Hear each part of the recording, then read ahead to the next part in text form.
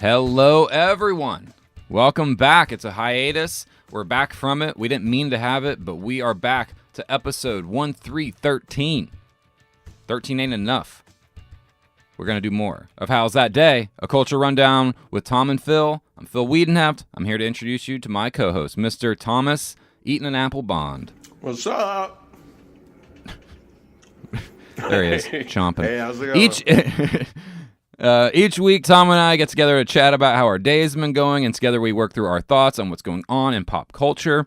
And at this rate, it's mostly movies, but we're going to get on to other stuff. This week, we're going to talk more movies, but whatever. This week, I will start the same way I start every week, because that's how we do. Tom, how's that day? Phil, don't apologize that we're a movie podcast, right? We love movies. If you guys don't like it, you don't have to listen. You know what I'm saying? Yeah, but they have to fucking listen to you chew right now. Is that the most annoying thing you can hear on a podcast? Maybe. Yeah, I don't know. I don't listen to any of the food podcasts. Do you? I don't know what those are like. Okay, I'm putting the apple down. There's one called Doughboys, which I listen to occasionally. Do they eat bread? It's a show, two comedians, Nick Weiger and Mike Mitchell, review chain restaurants. So, like, they go to like BJ's in Los Angeles or TGI Fridays, and they usually bring it. Okay, I can hear you.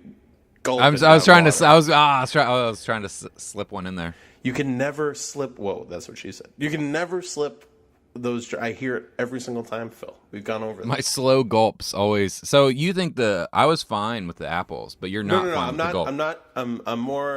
I'm more calling you out for judging me for the apple chewing when then you start just chugging like what sounded like a gallon of water. In my defense, though, no one else listening to the podcast will hear me gulping because I will delete that because you will be talking. So I try to slip in my sips while you're talking because I know they'll never make their way. Whereas the apple, they're going to fucking hear that, man. They're going to fucking hear that. Hi, my name's Tom. Like that? Yeah. What kind of apple you got? What kind of apple you got? You got a Honeycrisp? It is a Honeycrisp. Do you? That's my favorite apple. Yeah. Can I tell you my apple secret? What's that? All right. Well, I've given up on a life of crime. You know, like I put that stuff behind me. I don't, usually I try to follow the laws. I used to be a rule bender, a rule breaker, but whenever I can, I try to abide by the rules these days as I march further into adulthood. Mm-hmm. But my small rebellion is that I love Honeycrisp apples. I fucking love Honeycrisp apples. They're my favorite. I'm to the point where I don't even want to eat other kinds of apples. But they're also the most expensive. And sometimes I'm like, damn, they're overpriced, these fucking Honeycrisp apples. Every other fucking apple here is $1 a pound. These are like $3 a pound. I mean, like, obviously the quality is higher, so that's why they're charging more. But I'll admit, on occasion, I happen to maybe, know the 4-digit code of the other cheaper apples. And sometimes when I'm at self-checkout, I might just type in one of those codes and not pay full price for my Honeycrisp apples. That's my like lone rebellion into adulthood is that I kind of underpay for my apples at the store. What's the name and location of the grocery store that you frequent? It's a Food Lion in North Carolina. Okay. Yeah, I travel all the way down there to do this, so yeah, don't worry. So you're bringing illegal apples across state lines? Well, yeah. There's a checkpoint from Vegas to L.A. For apples? Well, it's supposedly there was actually an interesting story. Now I don't want to get political, but there's a checkpoint in California, that's supposedly for like a fruits and vegetables check, interstate. Yeah. Because it's all farmland and desert out there. But apparently, something happened recently where I think it was like a Greyhound bus, maybe leaving Vegas and going to Los Angeles or something like that, and there was an immigration checkpoint there, and at that checkpoint, they stopped, boarded the bus, and demanded to see everyone's IDs. And thankfully, some woman just like raised the stink. It was like, this is an agricultural checkpoint. That's not what this is. Everyone, don't show them your ID. You have like no obligation to do it, even if you're not a legal immigrant. And just would not let go. And eventually, the guys just left. And she said there was like an old, forget if it was an old Hispanic man or woman next to her on the bus who just looked terrified, like, shit, I'm about to get deported. And thankfully, this woman just shut that Gestapo shit down. But yeah, I don't blame you for doing that. I do that sometimes with cherries. Ooh. There's what are the name of the like lighter colored, kind of the yellow red cherries are more expensive than the dark red ones. And like Why that can why get, why is that, you think? I don't know, probably because they're just way more fucking delicious. They're so juicy and beautiful. Yeah. Yeah, they know what they're fucking. They know it's good. They're like, I mean, never intentionally, but like, especially when you do self checkout and you like weigh the fruit and you just type in what it is. And then, like, if you type in a bunch of bananas and it says, oh, are these the organic ones that are more expensive or the conventional ones? You're like, fuck, man, if you're asking me, they're conventional. yeah. No one's going to stop me. Then I guess that's what they are, you know? Yeah, I Like, mean, shit, I'm doing your work for you, fucking bagging this and paying for it. I don't do this anymore with now that we have Movie Pass, but I did used to occasionally when I would go to the movies when I wasn't a student. You know, when you're ringing up your own thing, I would be like, "Yeah, I'm a student. Like, who's gonna fucking check me?" Or you know, it's like, yeah, I'm in the military. Sure. I would occasionally slip one of those in. Maybe I'm a bad person. I got called out once for doing that because I bought a senior ticket. I've done that. I've And definitely. the guy stopped me in New York and was like, "You're not a senior. You got to go by the full price." I'm like, "Oh man, you fucking narc." Do you want to know? You're good at your job. You were with me one time that happened to me in New York, and I remember the movie in the theater. It was because of fucking Ian, that bastard. Let's hear it. Let's hear the story. It was time, everyone. 2007. The story was the very first Transformers. We went and we all got tickets for some showing. We had the tickets already, and I had paid for the senior or whatever. And then at some point we got to the theater, and it was like so many other screens or something. We got delayed. It was Ian's fault. This is what I remember, is that it was Ian's fault that we were delayed and we had to go swap our tickets out for a later screening. But I had to go with my ticket stub, which said senior, to the manager and be like, "Hey, can you swap this one out for a different showtime?" And he like gave me this look like, "You are not a senior citizen." I was like, "Fuck, I know. It was an accident." I don't know what I said to him, but So did you have to like pay the difference? I had to pay the difference and like explain that it was an accident or whatever the fuck I told him. But I was just like, "God damn you, Ian. God damn you." Yeah, I wonder what he did. Probably something dumb. We were late. Yeah, I actually. What's the bar? It's on the The west side. On the west side. It was like on the water. Yeah, we only really went there that one time with that huge group, but it was a lot of fun. Yeah, that's what I remember about that. We were all there that night and it was right around walked July over. 4th, which we're about to hit this year. Yeah, so that So was it almost 11 years to the day. Wow. So yeah, it's probably very close. It's probably almost, like you said, to the day. Well, that's crazy. Happy anniversary, Transformers. Woo! And now there's that fun evening. Now there's that spin-off just about Bumblebee coming out on Christmas. I don't even know what. Yeah, I saw the trailer and I don't know what it's about. It's like a prequel starring Bumblebee. Yeah, but I guess An origin story for Bumblebee, the racist Transformer. yeah. I gave up watching. Shell was watching one of them the other day. I came home and she had on, I think, The Last Night, and it was just most of it was a cartoon. It looked like I couldn't believe that people thought this was like a live action movie because so much of it was computer animated, and the other part of that was I could not believe how. I mean, I guess I could believe it, but Mark Wahlberg was just so phoning it in, like that I kind of like had to laugh with him. Like he's like, "Man, yeah, I'm collecting a paycheck here." He's just so lazy. He's just not trying at all, and it kind of made me laugh. You know what's weird? I know Transformers has become like a giant punchline. I've only still seen the first one at that screening you're talking about. I've seen the first two, and that's all. I kind of liked it. I like the first one. I think everyone, it just becomes so much bombast after that. That one was still, I think, sort of character driven, whatever. But, you know. Yeah, the thing about Michael Bay, too, is, you know, he has this reputation of being so ADD and frenetic with his camera that you can't even follow the action. And maybe a lot of the Transformers sequels have that. The first Transformers has a lot of that, too. But I don't know. Maybe it's my ADD-addled brain, but I can follow it okay. Like, Michael Bay, I can match his speed, I guess, as a viewer. Yeah, well, when I think of Michael Bay, I think of an argument I got in at film school, with our teacher, because we were, I don't know what brought it up. I think I was just being a smartass, but I obviously believe it. But we were talking about the auteur theory, and they were just throwing out names, you know, like Wes Anderson, you know, like Quentin Tarantino, whoever the hell else was being named. And somebody, I don't think it was me that said it at first, but somebody was like, Michael Bay. And the teacher, she like rolled her eyes and was like, no. And then I just raised my hand and was like, yes, absolutely. Absolutely. Yeah, like, yeah, absolutely he applies. I don't care that you think the movies suck, but when I say a Michael Bay movie, you know exactly what that means. Yes. And that is the definition of an auteur. I couldn't believe that it seems so obvious to me, but there's still that snobbery about him, as if he does not have some incredibly distinct style. It kind of reminds me of that weird, like, it's not necessarily to my taste, but that weird post late career style that Tony Scott got into, where people like, it's like an action movie, but he was clearly doing a very visually distinct method of telling that story. Yeah. Or Michael Mann, I think, applies as well. Yeah. Yeah. Defining characteristic or multiple characteristics that really define your style. Michael Bay fits that to a T, whether or not you like it. He definitely qualifies in auteur theory. I agree with you.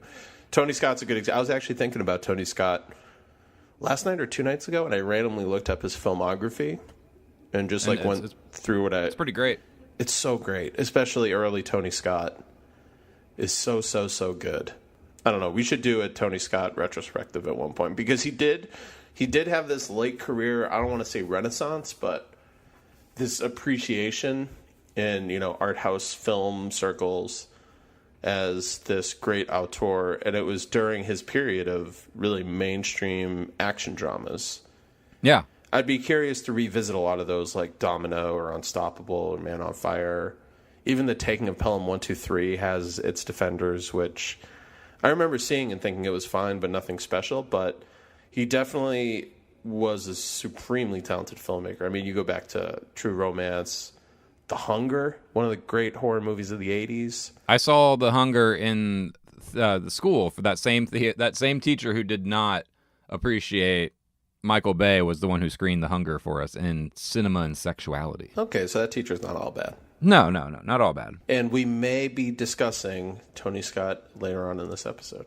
Little teaser. So, Phil, what are we talking about? Oh, no, Phil, I'm so sorry. Phil, my day's good. How's your day? I actually didn't remember how you told me your day was. I was sitting here thinking. I didn't say anything, really. I was thinking, I was like, did he even tell me how his day was going? Okay, real quick. So it's Sunday. It's been a few weeks. So we should be catching up a lot, but we're trying to keep this episode a little shorter. So I'll quickly recap.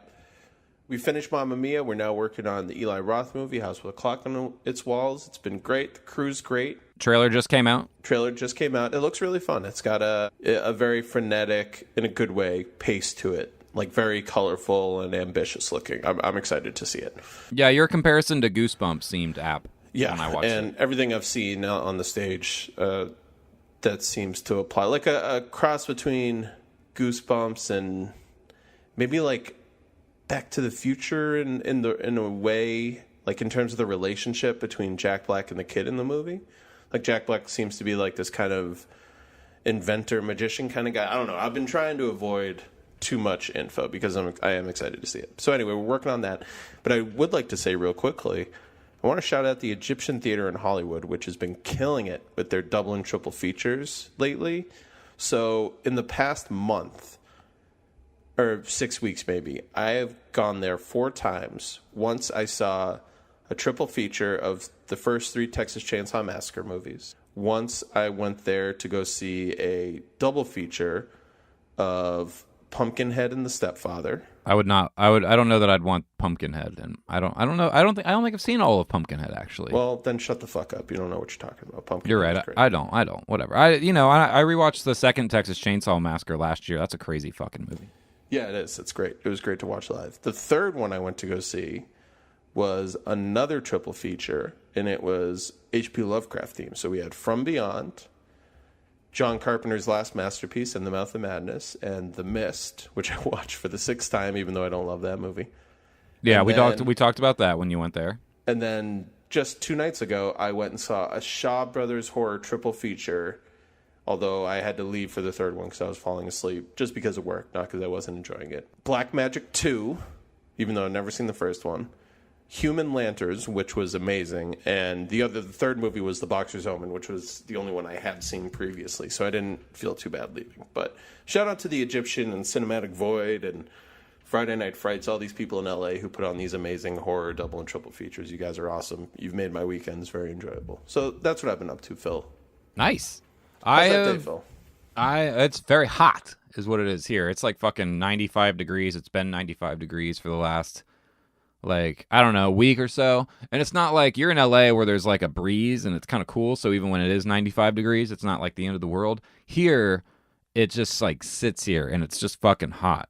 I went on a hike this week. I went on a camping trip this week. The hike was for my movie. We've been location scouting for different parts. We were like there's a waterfall in the script, so we had to like make sure we had that and figuring out exactly how long it will take to hike out to that thing with crew and like little things like that, because a lot of the movies in the forest. So we're trying to like, I think one of the bigger problems with indie movies that have a lot of forest stuff is making sure the geography is clear about like where everyone's at and running to and the locations, and just like making sure there's like some defining landmarks so that like people can kind of orient themselves. So we're trying to make sure we have all that stuff down and working on that. So that's been really taking up a lot of my time.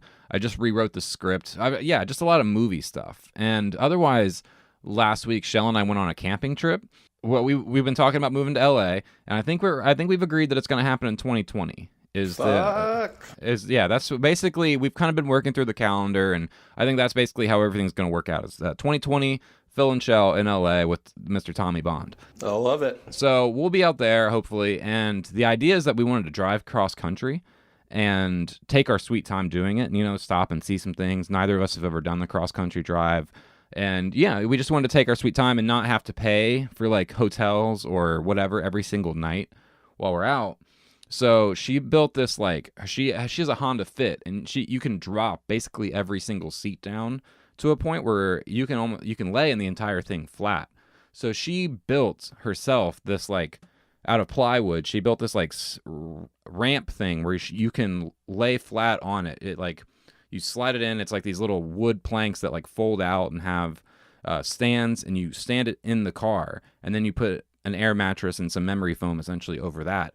And in the car, under that little platform, you can fit storage. So we can lay on a full bed in the car with storage under us, and there's room for our dog. So we can kind of just like park wherever and like comfortably sleep with everything. So we were trying that out. So we went on a camping trip, and like there was a lot of hiking, very beautiful waterfalls and rocks and hills and shit.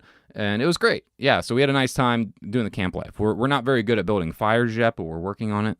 We went through an entire bottle of lighter fluid in one fire. Oh my god. You guys lucky you didn't fucking... It's okay. Burn yourselves to death. We spread it out. We weren't like crazy. We didn't dump it all at once. I did see some photos on Instagram of you guys hiking and of the bed in the car. Yeah. And I gotta say, I was very impressed. Yeah, she built that, man. She was like, I probably will never find anything like this in a store, and if I do, it will cost $1,000 or something crazy like that. So I might as well just build it myself. So she like measured the dimensions of her car and went to her dad's little shop thing, and she built it herself. So yeah, that's awesome. Yeah, I was jealous. I've been thinking all week, I need to get a bike. I miss riding a bike. I think your photos maybe had something to do with it. I'm like, man, I gotta fucking get out of this city occasionally and just like put a bike in my car, go ride around somewhere in the woods for a couple hours, come back on a Saturday. I just gotta start doing stuff like that more. Fuck yeah, you do. It's good for you, good for you to get out there, good for your head, good for your body. It's good for everything. Yeah. Speaking of I just, right before we recorded this, I went to the gym, Phil, for the first time, and I shit you not, 2 months. Ooh, did it burn? It burned. It burned, but it felt really, really good.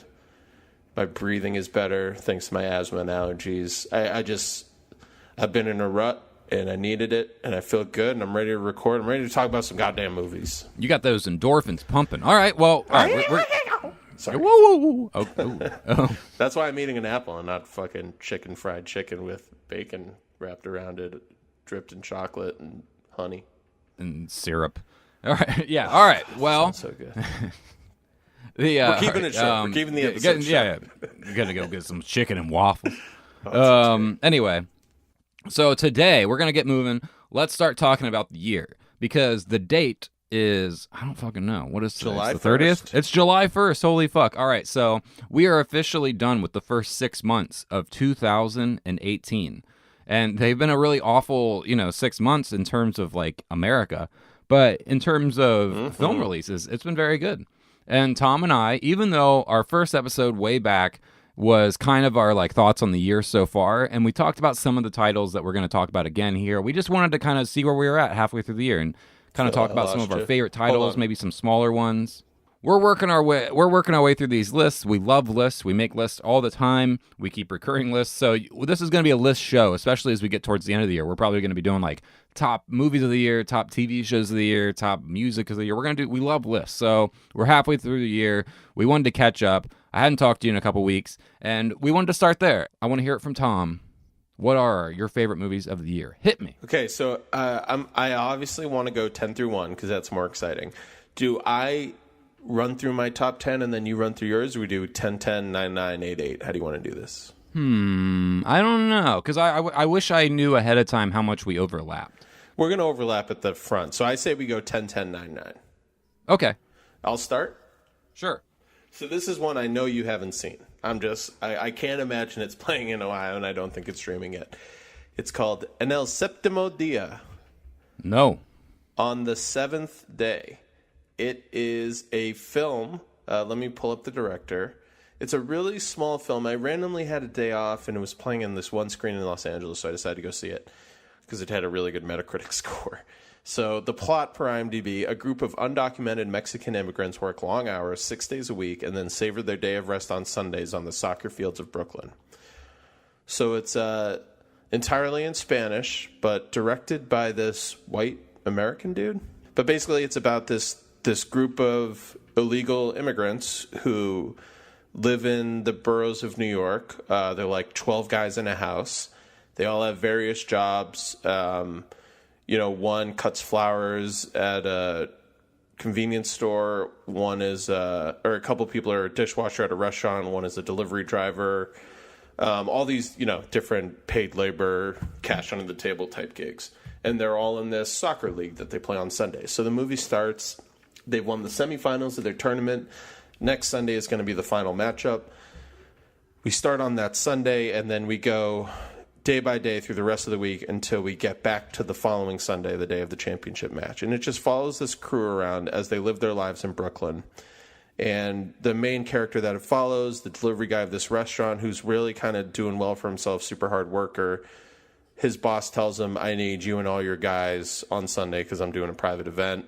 He's trying to figure out a way to get out of it or tell his buddies, I can't make the game even though he's a star player.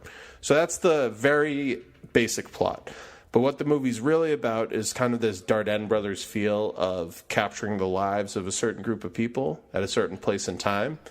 And what I really loved about it is, A, how heartfelt and funny it is, despite it being a story of the backbreaking labor of a bunch of illegal aliens. And B, how humane it is and how much it makes you realize that America belongs to people like this. Like, there are so many scenes of this main character riding on his delivery bike from place to place, checking in with all of his roommates through Queens and Brooklyn. And you just realize, like, oh, this is totally his neighborhood. Like, where he knows exactly where he's going all throughout this city. Like, he lives here. This is his place. And it doesn't really tell you that. It just shows you that in a really kind of laid back, classy way. It was a very enjoyable movie. I won't spoil the ending, but it does actually manage to ratchet up a bit of suspense about whether or not he's going to be able to play in the game and then what happens. It gets maybe a little tiny bit of like white hero complexity at the end, which I didn't love, but overall I was a big fan of this movie.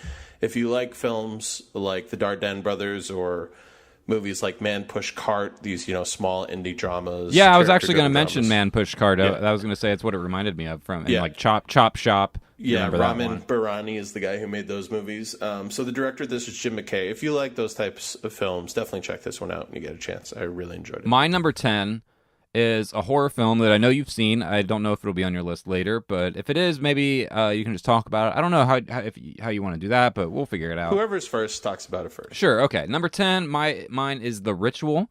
It is a horror film that appeared on Netflix, and I watched it on a plane, and it still scared me, if that tells you anything about it. I was watching it, and I had received so much raves from filmmakers and critics that I was like, okay, I'll check that out. And it was just what I had available on a flight one day, and I threw it on, and I was really hooked. I really enjoyed the performance from Rafe Spall, which was nice because I hated him in Jurassic World, but he has a good performance this year in this movie.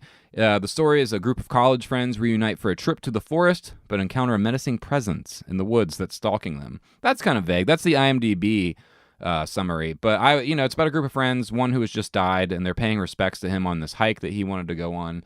And it's very much a character-driven horror film, very much a beautiful looking film. I love the atmosphere, I love the mood, and I really love the monster.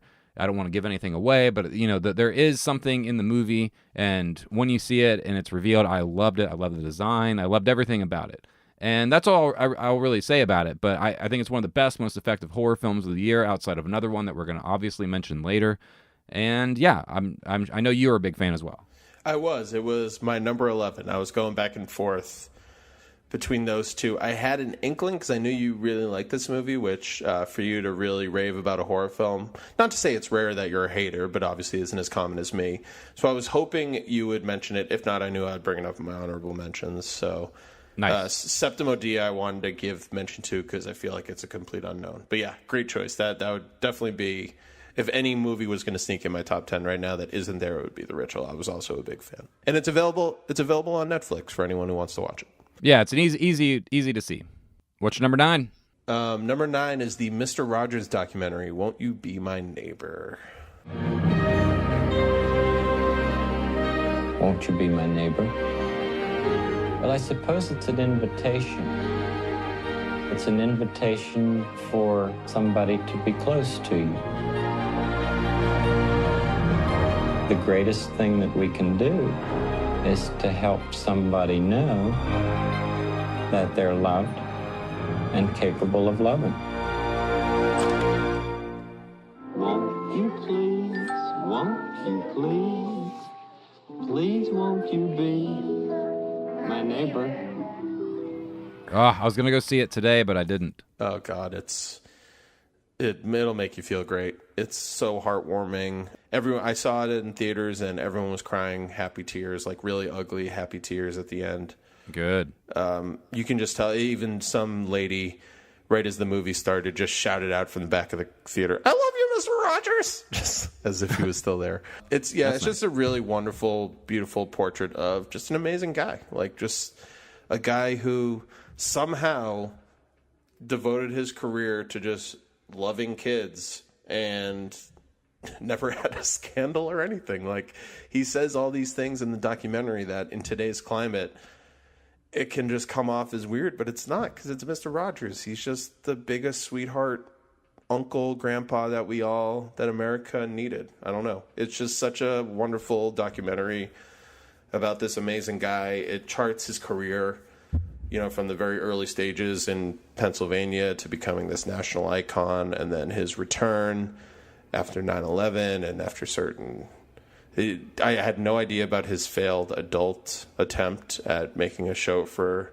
older people, I think in the late 70s or early 80s or something like that, which is kind of morbidly fascinating to watch. But nice. Yeah, honestly, I was not a big Mr. Rogers watcher. Like, I didn't dislike him or anything. It just wasn't really in my worldview. My parents never really put it on for us as kids, so I watched him. Yeah. I'm a fan. I didn't have a huge connection, so I can only imagine for people who grew up with him on their TV sets every day how much that this movie will mean to them.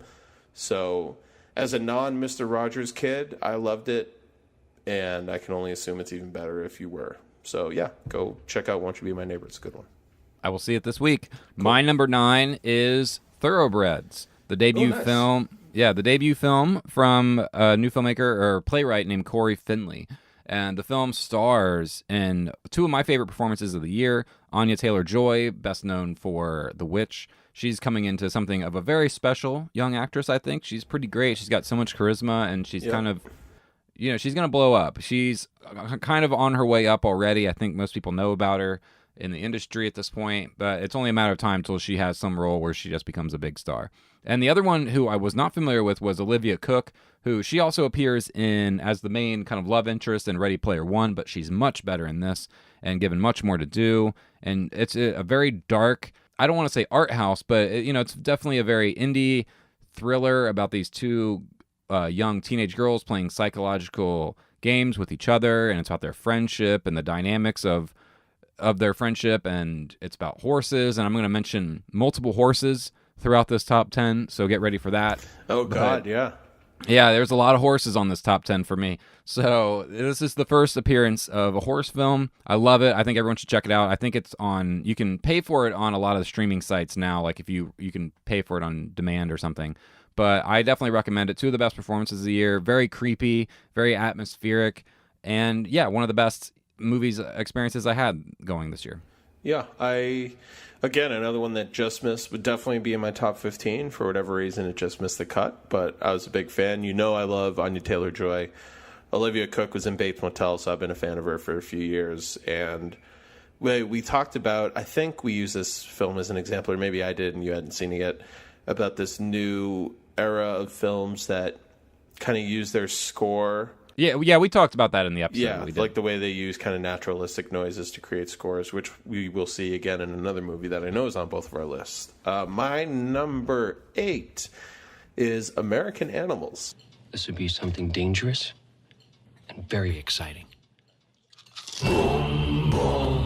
This library is home to the most valuable book in the United States. $12 million. You really need to see how easy this is going to be. Oh, you know this from all your previous heists? This was a huge surprise. I still have not seen it. Yeah, not that I didn't think it looked good or anything, but the reviews were generally positive, but not over the moon. The director of this, I'm blanking on his name, I'll pull it up, but he did a great documentary hybrid movie called The Imposter, like 6 years ago, maybe. I didn't realize it was the same guy. Yeah, this great mix of documentary and reenactment, and highly recommend you check that out, called The Imposter. Bart Layton. Bart Layton is his name, yeah. So American Animals is based on the true story of 4 guys who basically attempt to rob the rare book room in the library of a college. And the movie uses a similar format to The Imposter, where they cut back and forth between the actors portraying the characters, which include Evan Peters, Barry Kagan from Killing of a Sacred Deer, but they also interview the 4 guys who actually tried to pull off this heist. And they actually insert them in a narrative in weird points. So it's a very creative, kind of clever, bold, like really in-your-face storytelling technique that I appreciated a lot. It's super funny. It's my favorite Evan Peters performance by far. I know he's most known for American Horror Story, which I've never been a fan of, but he's great in this. Barry Keoghan, or Kogan, I don't know how to pronounce his last name, but the Sacred Deer Kid is amazing again. Scariest person working in cinema. Yeah. Him and Caleb Landry Jones just freak me out. Yeah, they got those faces, man. But yeah, this is a really entertaining movie. It's maybe slightly too long. That would be my one complaint. You could have shaved 5 or 10 minutes off of it. But yeah, this was, in terms of expectation versus what I got, this was definitely one of the biggest surprises of the year for me. So highly recommend you check it out. My number 8 is the other horse film, among several others, The Rider. I won't say too much about this one, only because I just mentioned it, I think, on the last episode or the one before it. It was one of my recommendations. It is kind of similar to what you just said about American Animals, in that it's a hybrid of kind of documentary and real-life people telling their own story in a fictional way. This is not real people. This is not real people recreating actual events, but they got real people who live in the world of horse riding and rodeo riding, the people who get kicked off of the stallions, kind of like bull riding except with horses. And it follows people who actually live that life and has them as the actors in this story portraying this fictionalized family. And so it's really a very kind of slow, meditative, quiet drama. And I can't recommend it enough. I think it's still leaving the art house theaters now, so I imagine it would be on video on demand soon. But it's got some really amazing performances. There's people in the movie who have permanently maintained some body or brain damage or spinal cord damage, and they are portraying like people in rehab who can no longer like stand or do anything without a lot of help, or assistants, and it's just a really, you see the toll that that life takes on people. You see, like, in a way that real actor, or in the way that actors never could compare these real people who really have lived that life and can really, especially when you see them looking at footage of themselves riding these horses, it's incredible. Like, you don't need special effects. So it's a really very sensitive, quiet movie. I would highly recommend it to anyone who's in the mood for that kind of thing. It's a really great modern Western and kind of questioning of American masculinity and what it means to be a man. So yeah, huge recommendation for me. I'm a big fan of the writer. Yeah, it's weird. That one left L.A. before it left Ohio, so I never got a chance to catch up with it. I'll watch it whenever it streams, or I'll rent it soon. But I'm definitely excited. It looks great, and I know it got amazing reviews. So yeah, highly recommend. So these lists have been weird so far because you've been naming the horror films and I haven't. So it's time I change that. Is Thoroughbreds a horror movie? Is that what you're counting? I would call it a horror thriller. Yeah. Okay. Horror dark comedy, maybe. Yeah. As a quadriplegic, it must be frustrating for you, someone who liked to get things done with their hands. Here's the thing. 4 guys murdered my wife. Don't you fucking touch her! If I could find these men, I'd do it. What if I told you I could offer you something that would enable you to walk again? I call it STEM, a computer chip that has the potential to change everything. It's a new, better brain. Number 7 for me is Upgrade, which is also borderline horror, more sci-fi for sure. This is Leigh Whannell's first original directorial film, I think, since Saw. You mean like that? What do you mean by original? Like Insidious and stuff? Written and directed by Leigh Whannell. I think it's his first project that he did that. Okay, yeah, because I know he directed Insidious 3, didn't he? Yeah, but I mean based on an pre-existing property, which obviously he co-created Saw and Insidious, and he deserves a lot of credit for that. But this is basically his first movie that he's had a chance to make beyond those franchises, at least as a director. This is his second director credit. The first one was, Insidious Chapter 3. Basically, if you like, which I love, this movie's totally in my wheelhouse, but if you love hard 80s sci-fi kind of gory horror action movies, especially in the vein of something like RoboCop or Predator, then you'll at the very least you will enjoy this movie. It's super creative. You can tell it was done on a low budget, but it takes really good care in crafting the sets that it needs to craft. There's this expansive futuristic house that looks great. There's this, self-driving car that is really clever and cool looking, and it's just a great story. It's something we've seen before, man gets in an accident, has a tragedy of some kind, and becomes part man, part machine, and then violence ensues.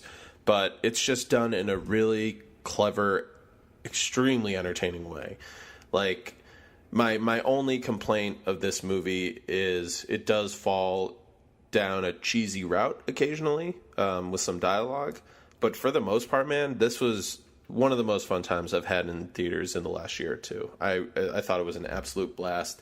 Highly recommend it. Definitely going to be a Blu-ray buy, something that I'll put on when I just want to laugh, or like a good double feature with something from the 80s. It's just an awesome ride, and it gets me very pumped to follow the career of someone like Leigh Whannell, who I think has kind of been forgotten, probably because he hasn't really had a chance to direct much.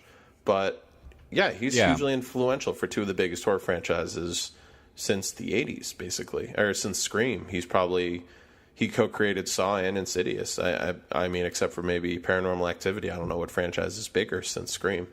So excited to see now that movie, it seems to have done well. The reviews were mostly positive, kind of mixed, but the IMDb rating is super high, which to me tells me that it's going to have legs. It's going to have a following. Upgrade. How similar is it to like The Guest from a couple years ago? It's very similar in tone. It's a lot of fun, like The Guest. Cool. Definitely. Cool. That's what it reminded me of. It looks like that, or like Universal Soldier or something like that. Yeah, if you like The Guest, for sure, I think you'll enjoy this. I don't know Cool. if you would put it on your top 10, but you'll definitely dig it. All right. My number 7 is the family comedy wonder Paddington 2. Yeah. Yeah, love Paddington. We've talked about it several times already. I don't want to go too much into it, but this is a burst of joy. It is a candy-colored confetti of happiness and joy and warmth and good messages and good vibes. It's very visually witty. It's visually beautiful. It has a stacked cast of British actors doing some of their most laid back, relaxed, fun work. So even if you just enjoy these actors, it's fun to watch them go and have fun and I don't want to say cash in a paycheck but it seems like they're genuinely enjoying themselves on set. I don't know how else to describe it, and it's good to watch them have fun. So Paddington 2, it's one of the best times you can have at a theater. If you have a kid, the kid will love it. If you don't, just watch it by yourself. I think you'll be surprised how enjoyable it is for everyone. And yeah, the other thing about Paddington is that my mom just got a dog, and she adopted the dog from my brother's girlfriend, and the dog's name is Paddington. Fuck yeah. No, I don't like this dog.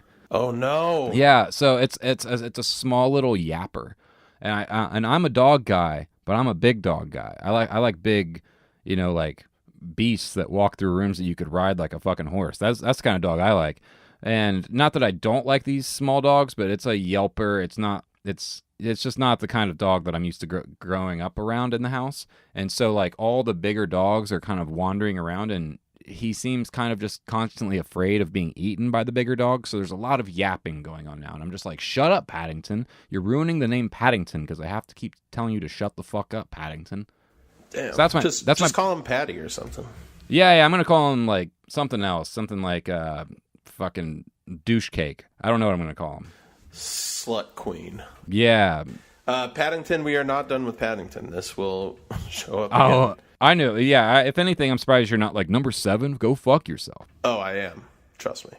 Okay. Well, what's your number 6, big boy? My number 6 is not yet Paddington 2. That's in my top 5. Number 6 is The Endless, another sci-fi horror movie. Justin Benson and Aaron Moorhead, the guys who did Resolution and Spring. This is their third feature, and I thought it was fantastic. It's about two brothers, played by the directors, who have left basically a UFO death cult, and 10 years later they get this weird video in the mail from the cult saying like, we're ready to do what we're gonna do, so we're just saying goodbye to you guys.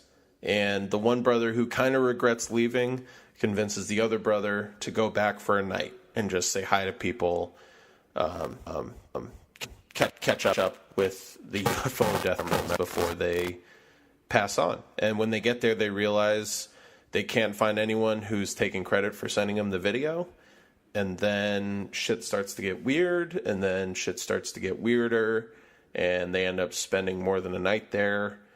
And I won't spoil anything else because in typical fashion of these guys, the 3 movies that they've made, they never really go in the direction you expect them to go.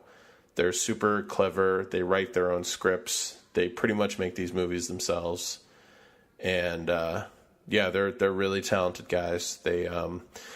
Their acting performances are good, not great, I guess, but super believable for what they have to do. And yeah, they're very heady, interesting genre filmmakers. And I would recommend watching all 3 of their movies because this one ties in to one of their earlier ones in particular. But they all have these running themes of kind of men dissatisfied with their lot in life and looking for something more, something better, or a way out. And they just bring this genre element into all of these stories that just elevates the story in a very interesting way, for me, at least as a genre fan. So that's my number 6. Awesome. My number 6 is my final horse movie. It is called Lean on Pete, and it is a film from the director Andrew Hay. He is a filmmaker who made the movies 45 Years, which fucking devastates me. And he also is behind Weekend, a film that is very good, came out a few years ago, and Criterion even released it somewhat recently, a couple years ago. And so he's had a ton of acclaim, and he was behind HBO's Looking series. And I, based on the trailer, really had no interest in this movie because the trailer kind of sells it like warm acoustic guitars and country music and kind of sells it as this young boy falling in love with a horse movie, and obviously the plot of the movie is about a boy and his relationship with this horse, but I think saying that is a very kind of misrepresentation of what the movie actually is. Like, it's not a cheesy relationship at all. There's no moment where the boy's like looking into the eyes of the horse and it seems like they're having some like mental connection where he's like, I know what you're thinking, boy. You know, like there's none of that type of shit in the movie. It's very like matter of fact, very straightforward, and it's very, very, very political. And I'm not sure I was ready for that element of it. But Andrew Hai, he's a, I want to say Australian filmmaker. Let me look it up really quick. No, he's English. He was born in North Yorkshire. He's English. I knew he wasn't American, but it's always interesting when a Brit comes over and, or somebody else from a foreign country comes over to tell a story that is essentially about America, because you get a unique perspective from someone who is not from the country. And sometimes that can be awkward and strange, like 3 Billboards outside of Ebbing, Missouri, like where that world doesn't feel like it takes place in America. It seems like this weird version of America. Or occasionally you get something like this, which seems so on point and so accurate that it's like, how did this guy know? And the story, I don't want to spoil too much for anybody or for you, because I know you haven't seen it yet. But the story is essentially about this teenager who gets a job. The IMDb summary is, a teenager gets a job working for a horse trainer and befriends the fading racehorse Lean on Pete. And I think, not to go too much into it, but a lot of what this kid learns is about the way we use things up in this country and throw them away when we don't need them anymore. And I think that's a hard lesson that he has to learn throughout the movie. Is this is also a story about masculinity, similar to The Rider, but it's also about this kid seeing these horses and the way they're put down or the way they're treated when they don't perform, or the different like routes they have to go on. And it's about him like learning what it means to get along in America, essentially, as he's growing up, and like learning as he's taking on these small jobs and traveling the country. And it really just fucking devastated me. Absolutely devastated me. By the end of the movie, I was so upset. I just had to leave the theater almost, because I needed a break, because I was like, this movie's just so upsetting. It's one of those movies where you're like, oh, everything's going to be okay. Everything's working out. And then suddenly you're like, oh no, it's getting worse. Oh fuck, no, it's getting worse. Oh, and then you're upset. And it's like, okay, things are getting better. Thank God, he's finally going to catch a break. And then you're like, no. And it's the whole movie, but I would highly recommend it. It's a very depressing time, but a powerful movie nonetheless. And ignore the trailer. Yeah. That's all I was going to say. Yeah. I remember I was just going to say, I remember after you saw this movie, you use that same descriptor, that it's a movie about the way we use things up and spit them out. And that just like my heart, I think my heart just skipped a beat in pain, because I was like, oh God, that just sounds like something that would really hurt to watch. And I'm with you, man. I saw the trailer and then I saw the director. I'm like, wait, it's Andrew Haigh, the guy who did 45 years? What is he doing this? It almost looked like one of those. This movie is so far from like Seabiscuit, you know? Like, it's nothing like that. Yeah, but it also had a weird almost like, not that it was going for a new age Christian movie vibe, which we see in theaters all the time, but something on that level, at least of quality, almost in the trailer. And I mean, you're obviously not alone. It's a very well received movie. I'm super excited to watch this. I was just going to say that your description reminded me of a particular movie. For me, it's very much in the way that he sees America. It reminded me, for me, it's this year's American Honey. Oh, okay. Nice. Yeah, like in the way that, you know, like she has this job and she goes throughout the country and you kind of like get this portrait of this like entire worldview of the country, these different segments of it. And it reminded me a lot of that. And I think it's good what you're saying about an outsider, you know, making a uniquely American story. Same thing with American Honey, Andrea Arnold. Right. And I think that's generally a good thing. It reminds me of like, you know, we shot that movie and we immediately went into post-production. Now we're editing it. And I feel like what you really need is a break from it all. Like you need to be able to appreciate something as objectively as possible. Like if you were an Englishman coming to America to tell a story about America, it's to have that removal. Yeah. And then be able to see it with these fresh set of eyes with no prejudgments.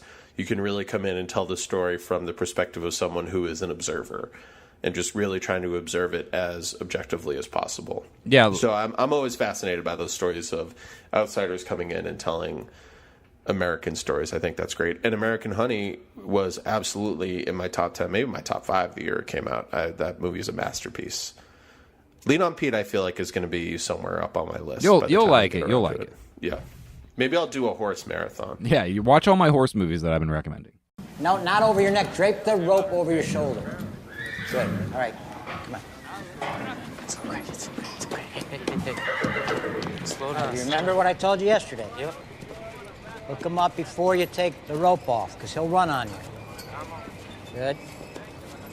Yeah, that's right. Come on. Let's go. See that, Bob? This kid's a natural. Yeah, he's a good kid. And he ain't afraid of a hard day's work like some of these other kids. Come on, Pete. It's all right. Just relax your arm. You're walking. I know. You're just excited. You did real good. Come on, Pete. You got it. Just happy. There you go. Keep moving. Keep moving. Stay ahead of him. After it.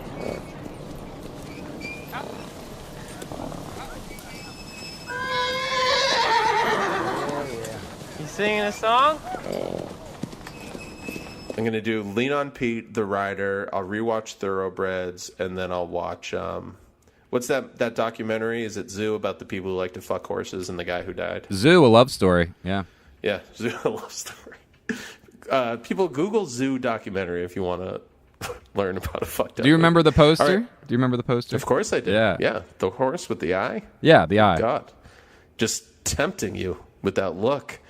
Like, come over here and let me put my giant horse cock up your ass. Yeah. All right, so we're now into our number 5. We have not repeated yet, although we will for sure with Paddington 2.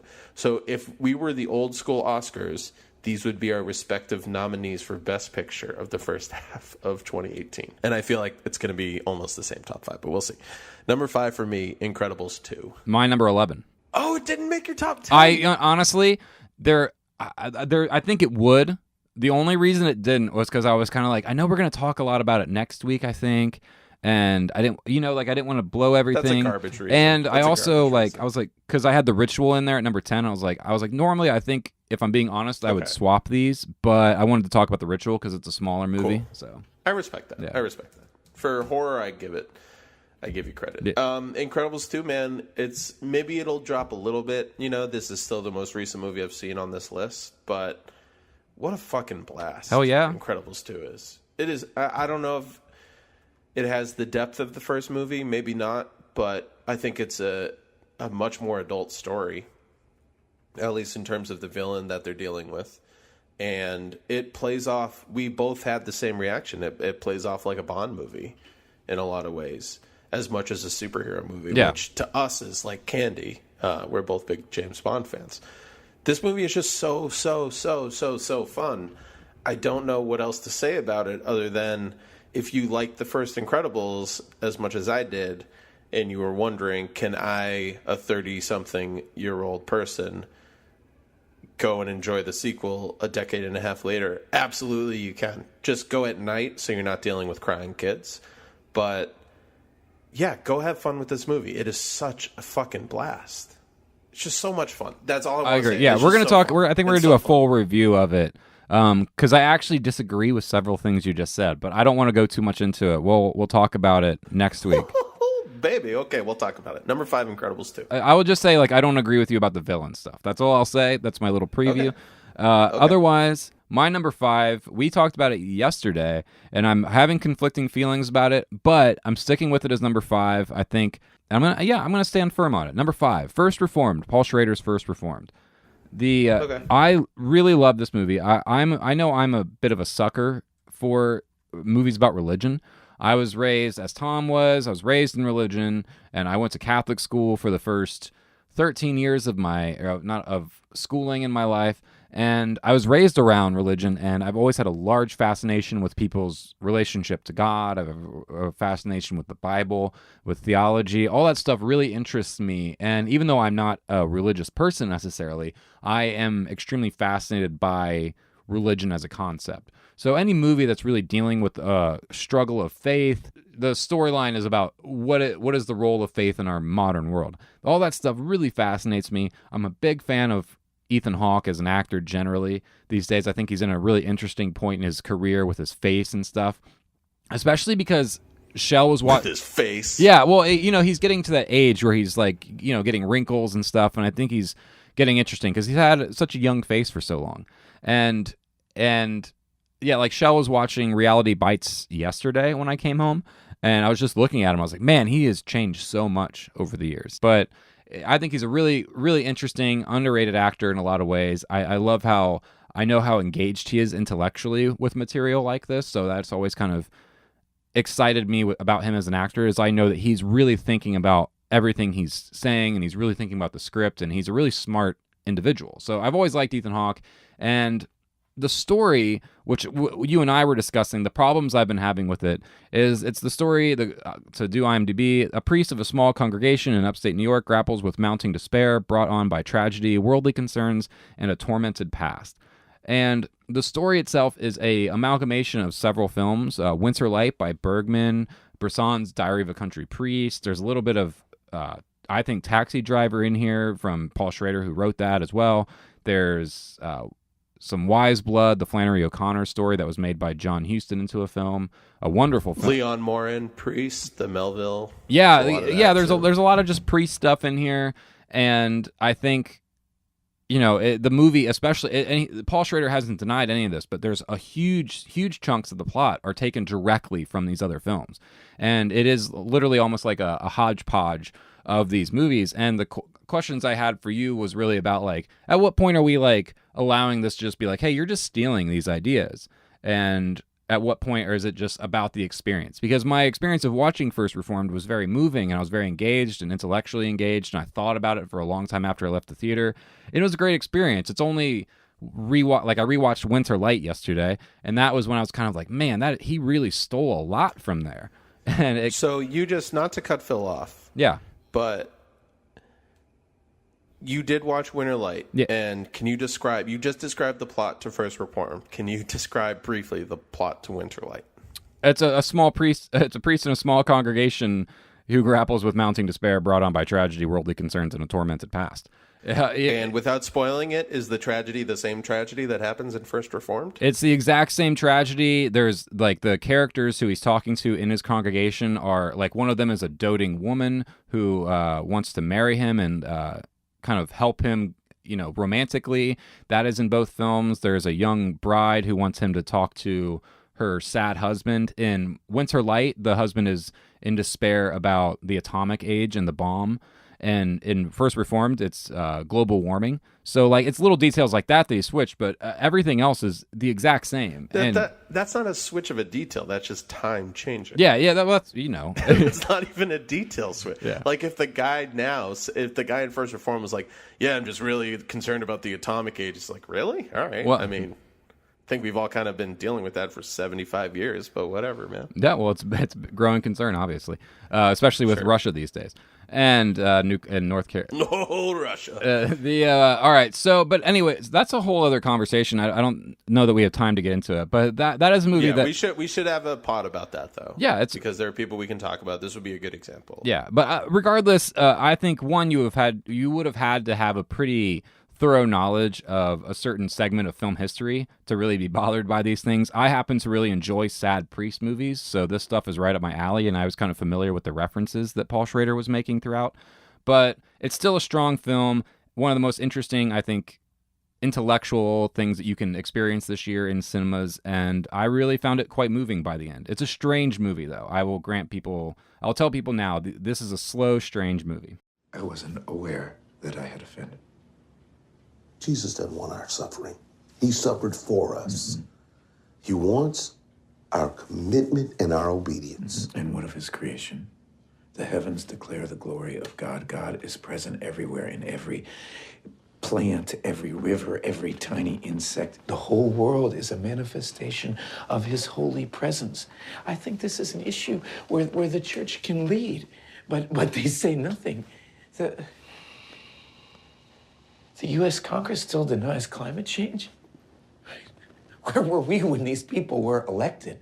So people who listen to the show know I grade movies very differently depending on what their aims are. First Reforms had very lofty aims, so I'm definitely way more harsh on it. Compared to something like Upgrade. Yes. So I acknowledge that as a preface. And I will say overall that I did like the movie.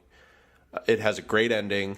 The conversation between the priest and the husband is fantastic. One of my favorite scenes of the really year. great- Yeah. It's a really great scene. It's a really great, long, dialogue-driven scene in the vein of, like, the scene in Steve McQueen's Hunger, the priest scene with the prisoner, something like that. Like, it's a really standout piece of writing. Yeah. But I don't know, man. The movie felt pretty flat to me. Like, it reminded me of all of these 1960s foreign art house films, which are great, you know, the titles of which we already said. But the idea of, like, oh, I'm this priest and I'm just struggling. And I'm just struggling to do good in this world. It's just, I don't know, man. It's kind of played out without a new angle. And based off everything we just talked about, he did the opposite of a new angle on this story. He just borrowed from past stories when these concerns felt new in this art form, you know? Yeah. Like, to me, that's my problem with it, is it just feels like a retread of better movies that I've seen prior. Yeah, and I suppose, like I said, some of this might be based on your own familiarity with those films, because, like I said, this is well-worn ground, and I was really interested in it, and I would love to screen this alongside something like Silence. I think I told you my ideal would be, I'd love to screen The Last Temptation of Christ, which was written by Schrader and directed by Scorsese, and then I'd love to show Silence, directed by Scorsese later in life, and then First Reformed, directed by Schrader later in life, and kind of explore how these guys have, throughout their career, been wrestling with faith. And, like, the stuff like that just really... So you want to show two really, really, really great movies and then First Reformed? Oh, come on. You know, like... you know... Sorry. All right. But I will say, there's another... We should bring it up anytime we get a chance. Silence was totally slept on. Go watch Silence. It's a modern-day masterpiece from Scorsese and a super unique take on religious themes in a movie. Yeah, tackling And things grappling with a faith. whole different story compared to something like this, which is really just a recreation of past stories. All right, so moving on. We got to get moving. We're going to have a long episode. Moving on, this is where the repeats are going to begin. I know this is in your top 4. I guess we can discuss it now together if you want. Yeah. I honestly feel bad putting it this low. I should say this is now we get into the point where I'd be shocked if any of the next 4 movies leave my top 10 at the end of the year. Yeah. Incredibles 2 is kind of the cutoff. So number 4 for me is You Were Never Really Here. Okay. It's so good. I agree so much. It's so good. Yeah. We discussed it a little bit in a previous episode, right? Yeah, where I announced the same thing I think that I'm going to say now, which is it's my number 1 of the year. So so I'll just say if we overlap, I'll just say where it's at on mine. It's my number 1 of the year. Okay. It's your number 4, and I mean we can rush through these because I feel like the next 4 we've talked about it. So this one is Joaquin Phoenix. Or you talk about it. You brought it up. Joaquin Phoenix basically plays a cross between a hitman, but more so he's a guy who goes out and rescues people who have been enslaved in sex trade operations. And he gets a job. I believe it's a senator's daughter has been kidnapped, and they think she's being traded around in a black sex ring, and he sets off to find her. And that's what the movie's about. It's way better than that plot. It's so surreal and abstract and tense, and the performances are incredible. The music is so good. This is the other film I mentioned when we were talking about Thoroughbreds and the use of almost like didactic noises to help create your score. It's directed by Lynn Shelton. It's only, I think, her 4th movie. We're doing a Lynn Shelton episode. I think when this Lynn Ramsey, before you get Lynn Ramsey, I'm sorry. Thank you. We're doing a Lynn Ramsey episode at some point because she's a super interesting filmmaker that we just have to talk about more because she directs films so rarely. I feel like she gets forgotten, but she directed 4 films in the last 19 years. Yeah, I mean, we need to talk about Kevin along with Elephant are the defining movies about our modern day school shooting epidemic, in my opinion. I mean, nothing even approaches those except for Oh, man. I'm blanking on this French film. Oh, God. The fuck is it called? There's a third movie I'm blanking on that hopefully I can pull up and remember if I can remember the director. It's fine. The last movie that she did was 7 years ago. It's one of the defining school shooting films. We need to talk about Kevin. Super interesting. I just read the book, actually. It's very good. Yeah, You Were Never Really Here is just an artistic masterpiece, man. It's on any given day, I feel like my top 4 could vary in number, maybe. But right now, unfortunately, it's just sitting at number 4. But if it leaves my top 10, that means we're in an all-time great year. Yeah. In my opinion. The way the movie... This movie's a flat-out A. Yeah, you described the plot and described it as a very simple plot, and I think the movie uses those very bare bones. The movie's not concerned at all about plot twists or about really a whole lot of development of anything. The plot's not concerned with surprising you. It's more about just giving a bare bones structure so that you can follow Joaquin Phoenix as this character around. He's just named Joe. You don't know much about him besides he takes care of his mother, and he goes to find these girls and attacks men. And we know that he has a very violent past in terms of he's a war veteran, and a lot of the movie deals with his post-traumatic stress, and it's about his relationship to violence at this point in his life. And it's just an incredible film. It reminds me of something like La Samurai, where it's also using a very stripped-down narrative to be more about the style and character. And yeah, it's in that vein of films. It's like part Taxi Driver, part La Samurai, part revenge B-movie, part art house thriller. Like, it's great. I love it. It's my favorite film of the year. Johnny Greenwood, who's an amazing composer. I'm obsessed with him, obviously, because of Paul Thomas Anderson. He did the score, and it has some of my favorite tracks of the year on it, including Sandy's Necklace, which I cannot recommend enough as a song.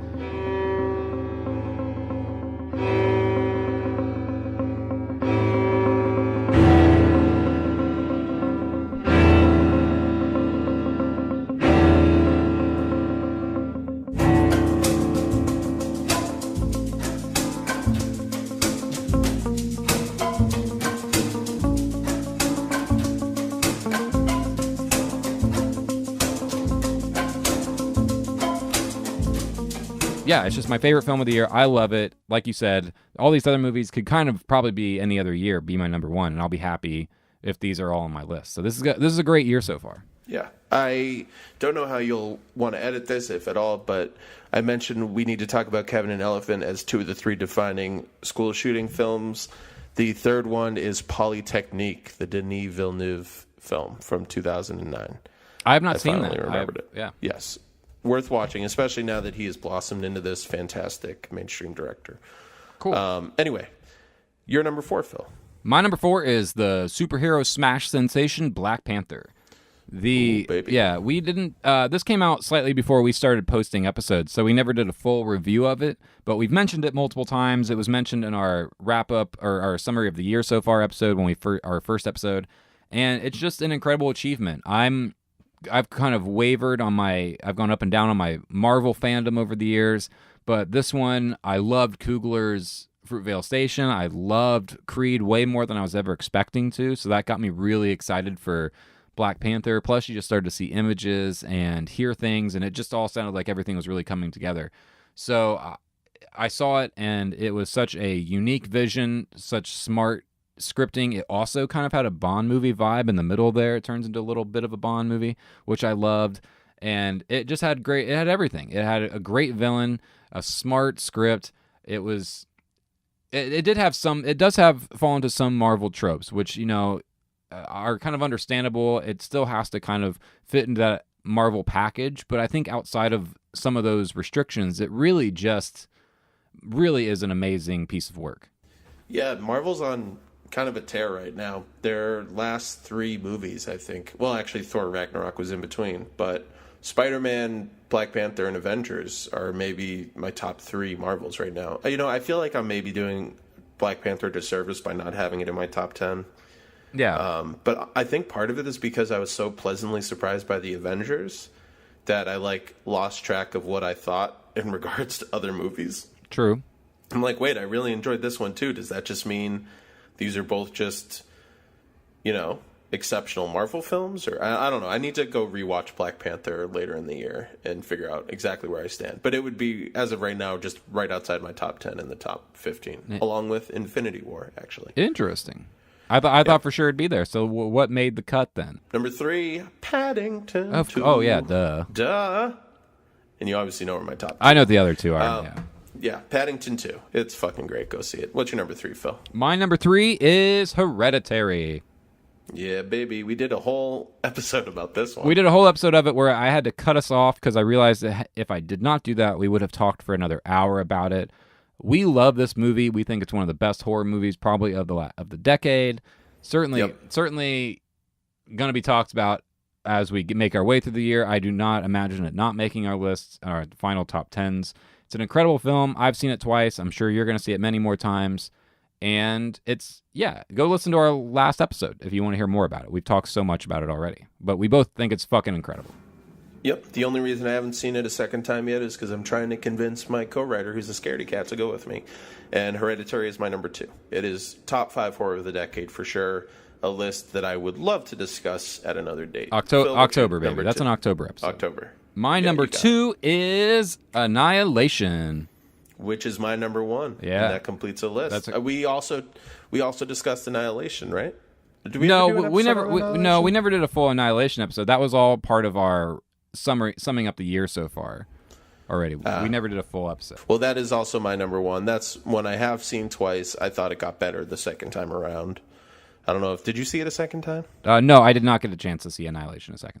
You should. It's going to be on video. I think it is on video already, or it's at least on demand, I believe. It should be soon.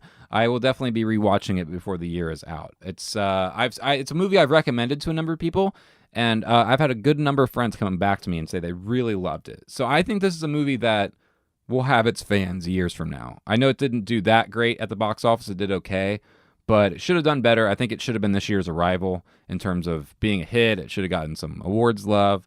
But wasn't to be, and I think it's better suited as almost like a midnight movie cult classic. A very smart midnight movie.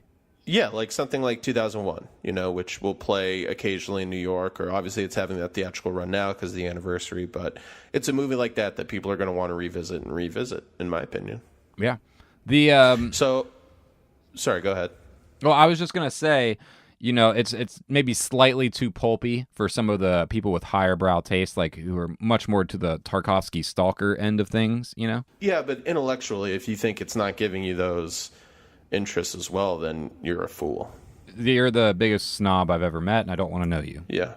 And you're not even a snob in the right way because you're missing something. So, based off of an aggregate score, our collective top 5, number 1 would be Annihilation. Number 2 would be Hereditary. Number 3 would be You Were Never Really Here. Number 4 would be Paddington 2. And number 5 would either be The Incredibles 2 or Black Panther.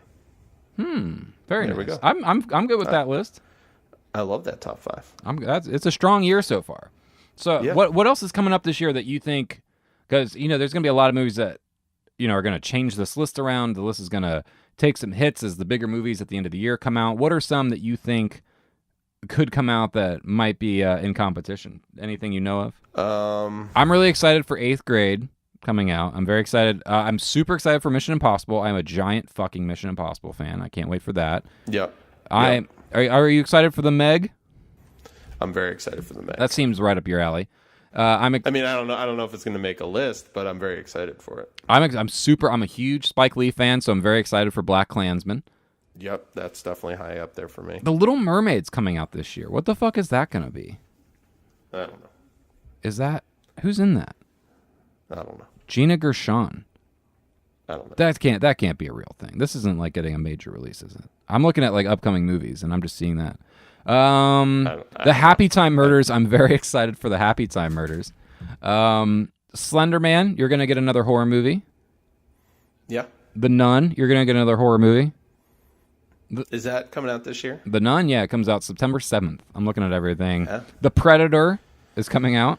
Hell yeah, Shane Black, bring it to me, baby. Mandy, yet another horror movie. Jesus, there's always so many fucking horror movies every fucking year. The House with a How clock. are you mad about Mandy? I'm not mad about. Dude, that's Nicolas Cage in full insanity mode. That's going to be great. All right. Well, we already had Mom and Dad this year, which was already a disappointment. So I'm not gonna. Yeah, so they need to make it up with Mandy. So hopefully we get at least one good Nicolas Cage in chaotic mode. I'm very excited for The Old Man and the Gun, the new movie with with Robert Redford and Sissy Spacek and Casey Affleck. David Avery made that, the guy who made Ghost Story and all that. So I'm very excited to see that. That was shot in Dayton as well, so that helps. End of the year, October, we got some Halloween coming up for you. We got First Man, we got Beautiful Boy, Goosebumps 2. We got a lot coming out. Yeah, we have Sorry to Bother You coming out next week, along with the first Purge. We have the Suspiria remake. Yeah, I was gonna say. I was just looking at that. You get some horror. You're gonna get some chunks. You're gonna the girl in the spider's web. Oh, we have Widows, the Steve McQueen film. We have Creed 2. We have that crazy ass looking Robin Hood movie. Oh God, I laugh every single time I see that fucking trailer. It follows his what's his name? David Robert Mitchell? Yeah. Is that right? His follow-up, Under the Silver Lake, is slated for December, as is Aquaman and Bumblebee, which we talked about. Yeah. And then there's a movie called Cold War. Ooh. Oh, you don't know about Cold War? Pavel Pawlikowski, the director of Vita. Oh, go watch that trailer. It looks like pure fucking... I don't watch trailers. I know, but it looks like sex. It just... Also, it's got a 91 Metacritic. And by the way, Mandy has a fucking 82. So you shut your face. I didn't say that I wasn't excited for Mandy. I was rolling my eyes at the fact that there's fucking 20 major horror movies every year, and I just can't get a single fucking Western. I just want a Western. Although, I get Coen Brothers Western this year at some point on Netflix, so that'll be good. Is that coming out in 2018? I believe so. They started making it last year, and they don't usually take their time, so... I don't know. Well, you know that any Cohen is my most anticipated by default. Oh, you also get Bad Times at El Royale from Mr. Cabin in the Woods himself, Drew Goddard. Yeah, we almost mixed that movie. Oh, that worked. Yeah, too bad. Did you get Venom instead? No, we are doing... we're doing House with a Clock in Its Walls for a while, and then I think our next one... What is that Tom Hanks movie coming out? Called Greyhound. I didn't know. A Navy officer commands the Greyhound during World War II. Tom Hanks is in I don't know if you've picked up on this, but at some point in his career, late in the game, Tom Hanks has decided to be cast frequently as somebody who is just good at their job. Every man. Yeah, literally, or in every movie of the last decade, he's just been all right. The Post, he's just a damn good editor. The Circle, I don't know if he's a damn good entrepreneur. Steve Jobs. He's Steve Jobs. Not really. Yeah. He's Steve Jobs. In Sully, he's a damn good captain. In Hologram for a King, he's a hologram because no one saw that movie. He's in Bridge of Spies, where he's a damn good lawyer. He's in Saving Mr. Banks, where he's a damn good businessman. He's in Captain Phillips, where he's a damn good captain. He's just been in this captain. I think he's more interested in true stories. Yeah. Telling historical stories. Yeah. Whatever the reason. Okay, I don't know. But yeah, this is directed by Aaron Schneider, who did Get Low, the Robert Duvall throwing his own funeral movie, which I really enjoyed. Yeah, I enjoyed it, and then as soon as it was over, I forgot about it. Yeah, I guess that's fair, but it was definitely a good one. And this is his first movie since then. I think Greyhound is due for a next spring release. So we'll be mixing that soon. Yeah. Again with Gary Getzman, Mamma Mia and The Circle, and that HBO thing we did, which I'm blanking on suddenly, and I apologize. I'm trying to think. There was. I've already lost my list, unfortunately. I was going to say there was something else coming out at the end of the year that I really wanted to talk about, but I'm kind of blanking on it, so I don't know. Yeah. Halloween and the Suspiria remake. Bring it on. That's what you're about. All right, so that is the year of 2018 so far. I can't wait for the rest of the year. I think we're going to call it a wrap for this week on the episode, Tom. So do you have anything else you want to say about this year so far? Any trends you've noticed? Any statements you want to make about what you're looking forward to in 2018? Anything like that? Anything crazy? The horror boom is real. We're in the new golden age of horror, and we have been for a few years now. Yeah. It's really wonderful to see. And I think studios are getting smarter about picking great directors for tentpole projects, like we saw with Ryan Coogler and Black Panther, and like with Rian Johnson last year in The Last Jedi, where studios are getting smarter. Obviously, there's this big disparity between these smaller movies like The Ritual and Thoroughbreds and Upgrade and The Endless, which are great, and then the giant Black Panthers, Infinity Wars of the world. Yeah, I don't know. Movies, there's always, we've talked about it pretty much every year we do a top 10 list. Whenever people say it was a bad year for movies, it's never true. Like, you can always find a good top 10 that you really like. Yeah, some years you have to search a little harder, you might have to dig a little bit, but there's always stuff out there to find. There are always good movies out there, so you just got to find them. And that's why we did this list. So you noobs who don't go to the theater because you have lives can just listen to what we say and then go rent some movies. Yeah. And if you want to hear about what we'll say about, I think we're going to talk Jurassic World and Incredibles 2 next week. We are. Yeah. So we'll get more in depth on those because I think we're going to disagree on some stuff. So I'm excited. Well, I know we've both seen Incredibles 2 and we have a disagreement coming, which I'm excited about. You've seen Jurassic World. I have a sense of what you think of it. I've strong feelings. I am going to see Jurassic World in 2 hours. So I'm excited for it. It is cheesy and it is people have said it is fun. Oh, I can't wait for this episode.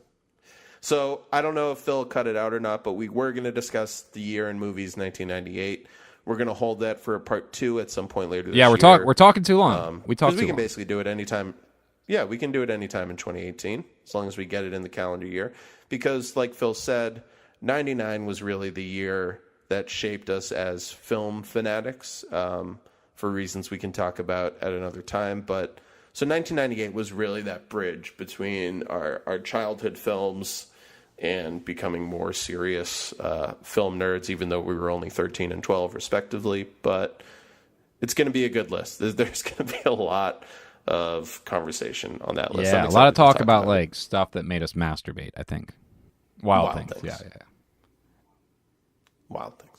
And the forgotten teen classics that are movies like The Faculty and Can't Hardly Wait. Jennifer Love Hewitt, sex star, one of my biggest crushes back then. We'll talk about that. She also was in I Still Know What You Did Last Summer that year. Oh, yeah. What? Yeah. You know they're planning to reboot I Know What You Did Last Summer? That doesn't surprise me. That's just weird. I mean, if Scream can be a TV show, then I believe anything. Yeah, I guess that's true. I watched every episode. You watched every episode. Yeah, every episode of that. Rewatched Scream 4 recently, too. It's still good. Everyone says that Scream 4 is some great film that I should check out and give a chance. I wouldn't call it great, but I would put it in the clear third spot above Scream 3. Okay. All right. So, Tom, wrapping up, do you have any recommendations that anyone should check out? Anything anyone should be reading, writing, looking into that you think so? I will. That sucked. That was a really shitty introduction. I'm sorry. Do it again. Hey, Tom, is there any... No, I'm done. Go. All right, that's all it's to stay in. I will say, since I did that Shaw Brothers thing Friday night at the Egyptian, I will say, if you guys haven't watched any Shaw Brothers films, go check them out. They were fantastic in the 70s and 80s. They made amazing kung fu movies like 8 Diagram Pole Fighter, 5 Deadly Venoms, 36 Chambers, and then some really weird horror movies if you can find them, especially The Boxer's Omen and Human Lanterns. But yeah, just Google the Shaw Brothers. Maybe Google like top 10 Shaw Brothers movies, SHAW. If you want to watch really awesome kung fu action movies that inspired shit like Crouching Tiger, Hidden Dragon, go check them out. Awesome. Well, that's weird that you say that because my recommendation was going to be Ang Lee films. Speaking of Crouching Tiger, Hidden Dragon. Oh, nice. Because I guess this is a side recommendation. My favorite podcast right now is Blank Check. It's a great podcast if you're into movies and really like directors like Tom and I do. They basically go through directors' filmographies and spend 2 hours on each film and talk about the plot, the actors, what's aged well and what hasn't, and they kind of just break down the movies. And they're big fans like we are, and they're not snobs, and I really appreciate that. But their new series that they're just starting is on Ang Lee films, and I just watched The Wedding Banquet last night, which I would definitely recommend if you have a chance to watch that. And Crouching Tiger, Hidden Dragon, I think, is a masterpiece. Ice Storm is a masterpiece. It was just, he's one of those directors who I don't think is often mentioned as one of the great working directors, but who, when you look at his filmography, it's staggering in a way. So I would recommend to go check out The Wedding Banquet, or any other Ang Lee movie. Like The Ice Storm is on Criterion. Taking Woodstock is a Tom Bond recommendation. Brokeback Mountain, I think, removed from all the hubbub about it at the release time, I think is still just an incredible piece of work. Still great. I can't wait to revisit Hulk and watch that strange fucking movie, which I'm sure, compared to what a modern superhero movie is now, is just so bug nuts fucking insane. I can't wait to rewatch that. I mean, it was bug nuts fucking insane 10 years ago, so I can only imagine now. Yeah. And so that's my recommendation. I think he's a great filmmaker. I don't really like Life of Pi at all, but visually it's incredible, and I think he's one of those directors who we don't have enough of out there. And yeah, that's where I'm at this week. I'm in a very movie mode right now. I find myself, sometimes I'm like, oh, I'm in a TV mood. I'm watching a lot of TV episodes right now, or I'm in a music mode right now. All I'm doing is really just like absorbing albums. And we're going to talk about good music next week, I think, too, because I could recommend some other albums from that. We're going to talk about Teyana Taylor's album. That's something I would recommend. Yeah, we'll dig into that whole five. We'll dig into all that. That's another recommendation, but we're going to dig into that much more next week when we have more time. That is my recommendation. Is that the show for this week? Are we done? Yeah. Have you been watching any World Cup? No, dude, no. Sorry. That's okay. I know. I have a soon-to-be brother-in-law from Argentina, and I saw that something terrible happened to Argentina. Argentina lost yesterday. They got eliminated. And so, I saw that, and I thought of him instantly. I was like, I know he's at home right now, just like crying in the corner somewhere. Especially Messi, their star player, probably, consensus one of the two best players in the world, along with Cristiano Ronaldo from Portugal. Portugal and Argentina lost yesterday. They were the first two teams eliminated in the knockout stage. So a big loss if you wanted to see them play in the quarterfinals, which a lot of people were. They are both gone, and probably, at least for Messi, I would assume it's his last chance, really, at leading Argentina to a World Cup. They made the finals in 2014, I believe, the last World Cup. So definitely disappointment. And hosts Russia today knocked out Spain, which is pretty crazy. So Russia beat Spain. Okay. Yeah. I don't picture them as a big soccer. They're not. I mean, football, they're good, but they're not. They were not a favorite at all. So the past two champions, Germany, shockingly didn't advance out of the group stage, and now Spain, the 2010 World Cup champions, are out, and Italy, who won in 2006, didn't even qualify this year. So I'm trying to think of the 2002 winners. I will Google it very quickly. My hunch is that it was Brazil, but I'm not positive. So this would be like Duke and North Carolina not making it to the 16 or whatever, something crazy like that. Yeah, for Spain and Germany, for sure. Yeah, 2002, Brazil won. So they're the most recent champions still alive in the tournament. They play Mexico, who is the team I am rooting for, on Monday morning. How much longer does the World Cup have? It's another 2 weekends, basically. Tomorrow and Tuesday are the remaining round of 16 games. And then next Friday and Saturday will be the quarterfinals. The following Tuesday and Wednesday will be the semifinals. And then the weekend of, what would that be, the 14th and July 14th and 15th. That Saturday will be the third place game. And then Sunday, July 15th, is the World Cup final.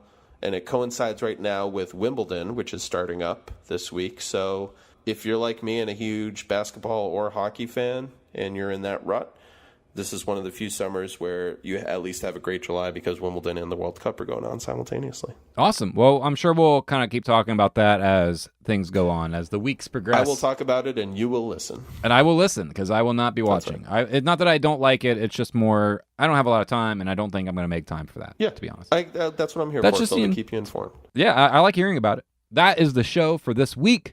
Please make sure you subscribe, rate, and review the show in iTunes. We also have YouTube links. Come find us anywhere there. We have a Facebook page. Please check us out. Leave us messages. Every one of those helps out incredibly. We love hearing from you. Thank you, Mr. Zach Pitts, for the theme music. Check us out on Twitter. Mr. Big Fat Bond over there. Tom, that is all one word, Big Fat Bond. You can find him there, and you can find me at Phil Wiedenheft. Check us out on Instagram. We're on all the social media pages. You can come say hello to us there. We post pretty pictures. Tom posts photos of his cats. Yeah, I just did a good one today of all 3 of them sitting on the bed staring at me. Yeah, you have too many cats, man. Cats scare me. I love them. I love my dog. I'm going to go pet him. I'm going to go beat up my cats. Don't do that. With love. Well, don't beat him up because then you're going to have to take him to the fucking vet again. Oh, one last thing I wanted to say. Yeah. One of my cats' name is Serling, named after Rod Serling. Good old, yeah. And June 29th, 2 days ago, was the anniversary of his death. So he died way too young. Shout out to Rod Serling. I love you forever. Go watch The Twilight Zone, people. Which you can do on July 4th because the Sci-Fi Channel, in keeping with tradition, every July 4th and New Year's Day run an all-day Twilight Zone marathon. So you can go honor Rod Serling in that way. Is it all still on Netflix? Yes, except for season 4. But I believe season 4 is available on Amazon Prime. Awesome. All right, well, Tom, I will see you next week where we will talk about more movies. We're just going to keep talking. I fucking love it. Movies rule. Movies. Tom, I'll see you. Bye.